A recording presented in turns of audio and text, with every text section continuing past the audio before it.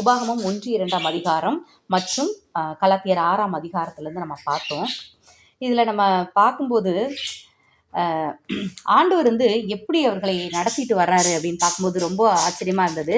நம்ம ஏற்கனவே அதாவது மோசே வனாந்தரத்தில் ஜனங்களை நடத்தி கொண்டு போவதற்கு தன்னுடைய மனைவியினுடைய சகோதரனோட உதவியை கேட்பார். அதை நம்ம ஏற்கனவே படிச்சிருக்கோம். என்னாகும் 10 அதிகாரத்தில் 31 பார்த்தோன்னா, அப்பொழுது மோசே, நீ எங்களை விட்டு போக வேண்டாம், வனாந்தரத்திலே நாங்கள் பாளையமிறங்கும் இடங்களை நீ அறிந்திருக்கிறபடியால் எங்களுக்கு கண்களைப் போல இருப்பாய். நீ எங்களோடே கூட வந்தால் கர்த்தர் எங்களுக்கு செய்துள்ளும் நன்மையின்படியும் நான் உங்களுக்கு செய்வோம் அப்படின்னு சொல்கிறார். அதாவது நாங்கள் எங்கே பாளையம் இறங்கணும், எங்கே இறங்கக்கூடாது, எந்த இடம் நல்லது, எந்த இடம் சரியில்லை, இதெல்லாம் உனக்கு நல்லா தெரியும். நீ எங்களுக்கு கண்களைப் போல இருப்ப.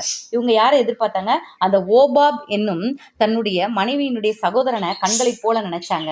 ஆனால் அவர் என்ன சொன்னார்? அதற்கு அவன், நான் வரக்கூடாது. அப்படின்னா நான் வர முடியாது, என் தேசத்துக்கும் என் இனத்தாரிடத்திற்கும் போக வேண்டும் என்று சொல்லி அவர் போயிட்டார். ஆனால் இன்றைக்கு நான் படிக்கும் போது தான் இதை நான் நோட்டீஸ் பண்ணேன். ஆண்டவர் எப்படி அவர்களை நடத்தினார்னு சொல்லிட்டு. அதாவது மேகஸ்தம்பத்தினாலும் அக்கினி ஸ்தம்பத்தினாலும் அவர்களை நடத்தினார்ன்றது நமக்கு தெரியும்.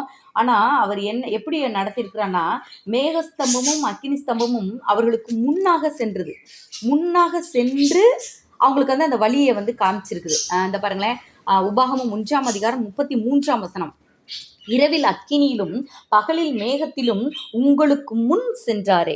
நான் இதுவரை நினச்சேன்னா அவங்களுக்கு மேலே இருந்தார், முன் சென்றார்ந்த பார்த்துருக்கோம். ஆனால் இந்த அளவுக்கு நான் நோட்டீஸ் பண்ணதில்லை. அப்போது உங்களுக்கு முன் சென்றாரே, அப்போ முன்னாடி அந்த மேகஸ்தமம் போக போக தான் அதை ஃபாலோ பண்ணிட்டு போயிருக்காங்கல்ல. ஹல்லேலூயா. எவ்வளோ ஈஸியான வழிகாட்டுதல், அழகான வழிகாட்டுதல், அன்பான வழிகாட்டுதல் ஆண்டவருடையது.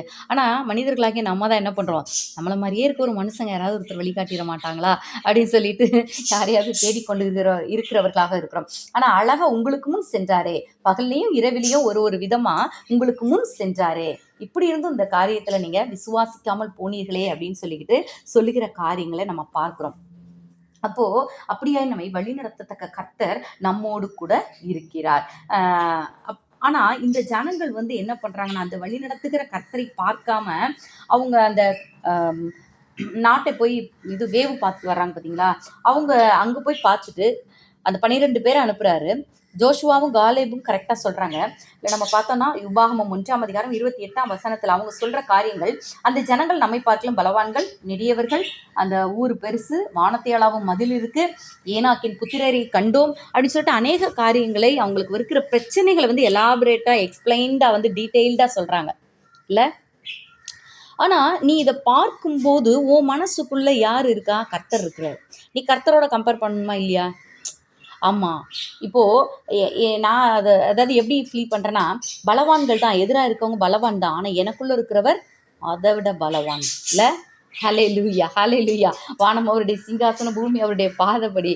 அவர் தான் மேகமாக அக்கினியாக கூட வர்றாரு. இதுக்கு மேலே வேற என்ன டீட்டெயிலாக எக்ஸ்பிளைன் பண்ணுறதுக்கு என்ன தேவை இருக்குல்ல? பார்த்து கொண்டு தான் இருக்கிறாங்க. அப்போ இவ்வளோ பெரிய தேவன் எங்கே கூட வர்றாரு. நீ என்ன ஓம் பலன் என்ன மாம்சம் தானே இல்லை. நிறைய சாப்பிட்டோம்னா குண்டா கொலுன்னு வந்துடுவோம், சாப்பிட இல்லைன்னா ஒல்லியாக போயிடுவோம், அவ்வளோதானே. அப்போ இந்த அழிந்து போகிற இந்த உடல், இந்த சரீரத்தை பார்த்து அவங்க தனக்குள்ளே இருக்கிற கர்த்தரோட கம்பேர் பண்ண மறந்துட்டாங்க. அதனால தான் அவங்களுடைய பிரச்சனைகள் பெருசாக அவங்களுக்கு தெரியுது இல்லை. நெடியவர்கள், பலவான்கள், ஏனாக்கின் புத்திரர், இதை தான் எக்ஸ்பிளைன் பண்ணிக்கிட்டே இருக்கிறாங்க இல்லை. ஸோ நமக்குள்ளே இருக்கிற கர்த்தரோடு நம் பிரச்சனைகளை கம்பேர் பண்ண பழகி கொள்ள வேண்டும். ஆமேன். நீ வெளியில் இருக்க பிரச்சனையை பார்க்கும்போது உனக்குள் வாழ்கிற கர்த்தரோடு அதை நீ கம்பேர் பண்ணணும். பிரச்சனை பெருசு, ஆனால் எனக்குள்ளே இருக்கிறவர் அதை விட பெரியவர். ஆமேன். ஹல்லேலூயா. ஆமேன். அதை தான் ஒரு ஊழியக்காரர் சொன்னார், உன் பிரச்சனை எவ்வளோ பெருசுன்னு கர்த்தர்கிட்ட போய் சொல்லாத, உன் பிரச்சனைகிட்ட போய் சொல்லு, என் கர்த்தர் எவ்வளோ பெரியவர் தெரியுமா என்று சொல்லு. ஆமேன். டிஎல் மூடின்னு நினைக்கிறேன். ஸோ அப்படியாக நம்ம பிரச்சனையை பார்க்கும்போது பிஹைண்ட் த ஸ்க்ரீன் கர்த்தர் எப்படிப்பட்டவர் என்பதை பார்க்க நாம் இன்று முதல் பழகி கொள்வோம். ஹல்லேலூயா. அடுத்து இன்னொரு காரியத்தை நம்ம இதில் கற்றுக்கொள்ளலாம்.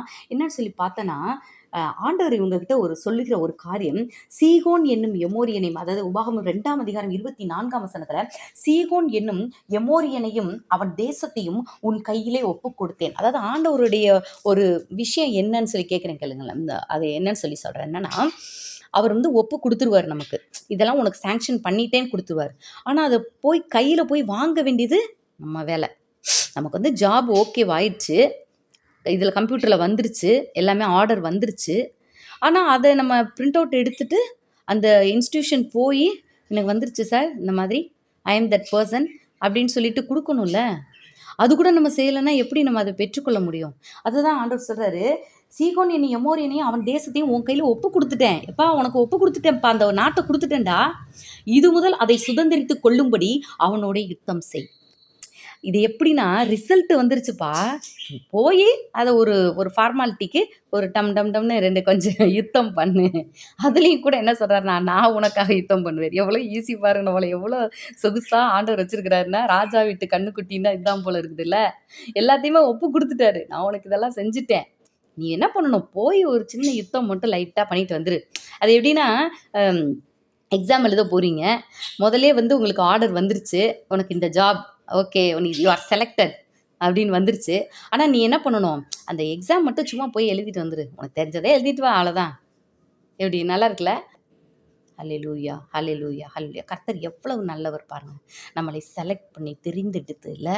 அப்போ அப்போ அவருடைய ரத்தம் சிந்தி தெரிந்தெடுத்துருக்கிறாருன்னா, அப்போ நம்ம எவ்வளோ வேல்யூபிளாக அவர் பார்க்குறாரு, நம்மளை எவ்வளோ ப்ரெஷியஸாக பார்க்குறாரு. நம்ம வீட்டு பிள்ளைங்களை நம்ம எப்படி பார்க்குறோம்ல, எதையாவது கூட அதுங்களுக்கு ஒரு சின்ன விஷயம், காய்ச்சல் தலைவலினாலே நமக்கு தாங்காது, கஷ்டமாயிரும்ல.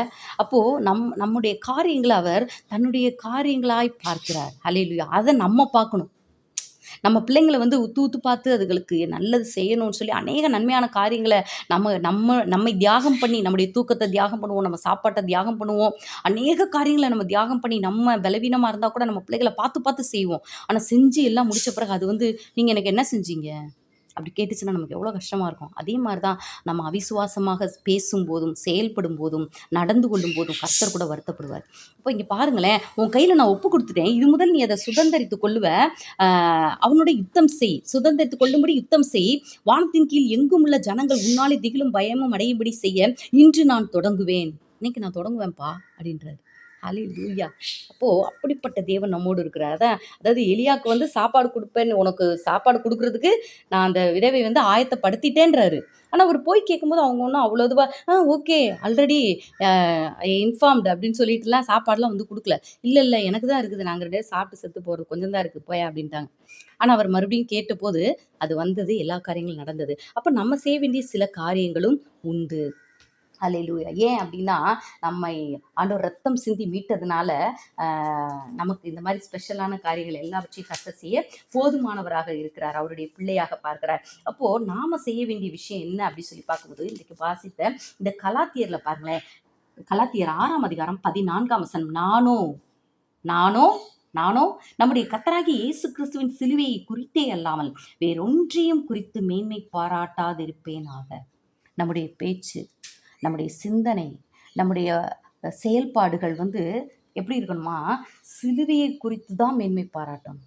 நம்மை குறித்தல்ல, நம்ம கொடுக்குற காணிக்கையை கொடுத்தல்ல, நம்முடைய திறமைகளை குறித்தல்ல, நம்முடைய குடும்பத்தையோ சொத்து பற்றியோ குறித்தல்ல, எதை குறித்தும் அல்ல, சிலுவையை குறித்து தான் நம்ம மேன்மை பாராட்ட வேண்டும். அந்த சிலுவையை பற்றிய சிந்தனை நமக்குள்ள அதிகமாக இருக்க வேண்டும். நம்ம வாழ்க்கையில் ஒவ்வொரு விஷயம் காலையிலேருந்து இரவு வரைக்கும் நம்ம என்னென்ன செய்கிறோமோ அப்பெல்லாம் நம்ம என்ன காரியங்கள் நம்ம பேசுகிறோம், செயல்படுறோம், சிந்திக்கிறோம், எல்லாவற்றிலும் கர்த்தருடைய சிலுவை கலந்து கலந்து கலந்து நீங்கள் செஞ்சு பாருங்களேன், அதில் ஒரு பெரிய வெற்றி இருக்கிறத பார்க்கலாம். அல்லையோ, கர்த்தர் விரும்புகிற புது சிருஷ்டி அதான். சிலுவையை கலந்துருப்பா, உன் லைஃப்பில் சிலுவையை கலந்துரு. நீ காலையிலேருந்து இரவு வரை நீ பேசுறது, செயல்படுறது, செயல்படுறது எல்லாத்துலேயுமே சிலுவையை கலந்துரு, அதுதான் புது சிருஷ்டி. ஆமேன். இவர் சொல்றாரு, பவுலையா சொல்றாரு, கிறிஸ்துவனுடைய அச்சடையாளங்களை, கர்த்தராகிய இயேசுவினுடைய அச்சடையாளங்களை நான் என் உள்ள சரீரத்திலே தரித்திருக்கிறேன். அவரை போட்டு அடிச்சு புரட்டி எடுத்தாங்கல்ல, கல்லடி, அந்த அடி, இந்த அடி, சவுக்கடி எல்லாம் வாங்கினாரு. நமக்கு இன்னைக்கு அந்த அடிலாம் இல்லை, அட்லீஸ்ட் உள்ளத்துலையாவது நம்ம உள்ளத்துலையாவது கர்த்தருடைய அச்சடையாளங்களை தரித்திருக்கணும்ல. காயங்கள் இல்லை, காயங்கள், கஷ்டங்கள், பாடுகள் அதெல்லாத்தையும் பொறுத்து சகித்தாதான் அது சரியான அச்சடையாளம் இல்லை. நம்ம செஞ்ச தப்புக்கு நான் போய் திருடிட்டு வந்துட்டேன். என்னை எல்லாரும் சாத்துன்னு சாத்துறாங்க. அப்போ என் உடம்புல காயம் இருக்கும், என் மனசுல காயம் இருக்கும். அது கிறிஸ்துவின் அச்சடையாளம் அல்ல. நான் திருடவே இல்ல. ஆனா திருடனேன்னு சொல்லி என்னை அடிக்கிறாங்க. அப்பொழுது நான் பொறுமையா இருந்து அதை ஹேண்டில் பண்றேன். கர்த்தருடைய கிருபையினால சரி அவங்கள மன்னிக்கிறேன்னு சொல்லி நாம் அதை பொறுமையாய் அதை அக்செப்ட் பண்ணும்போது தான் கிறிஸ்துவின் அச்சடையாளங்களை நம்ம தரித்துக் கொள்கிறோம். இதுதான் கிறிஸ்துவுக்காக நாம படுற பாடு. கிறிஸ்து எனக்குள்ள இருக்கிறாரு. ஆண்டவர் என்ன சொன்னாரு? சத்துருவையே நீ நேசினாரு. ஒரு கணத்துல அடிச்சா மறு கணத்துல காட்டுனாரு. அப்ப எல்லாவற்றிலும் நம்ம சிலுவையை மிக்ஸ் பண்ணும்போது அந்த கிறிஸ்துவின் சுபாவங்களை வெளிப்படுத்துகிறவர்களாக நம்ம செயல்படுவோம். இல்லைன்னா நம்ம சுயத்தை தான் நம்ம வெளிப்படுத்துகிறவர்களா இருப்போம். ஸோ இன்றைக்கு நாம கற்றுக்கொள்ள வேண்டிய விஷயம், நம்முடைய கர்த்தராகிய இயேசு கிறிஸ்துவின் சிலுவையை குறித்தே நான் மேன்மை பாராட்டுவேன். கர்த்தருடைய சிலுவையை குறித்தே இந்த சிலுவை தியான காலங்களில் மேன்மை பாராட்டுவோம். கர்த்தர் நம்மை ஆசீர்வதிப்பாராக. கண்களை மூடி அப்படியே ஜெபிப்போம்.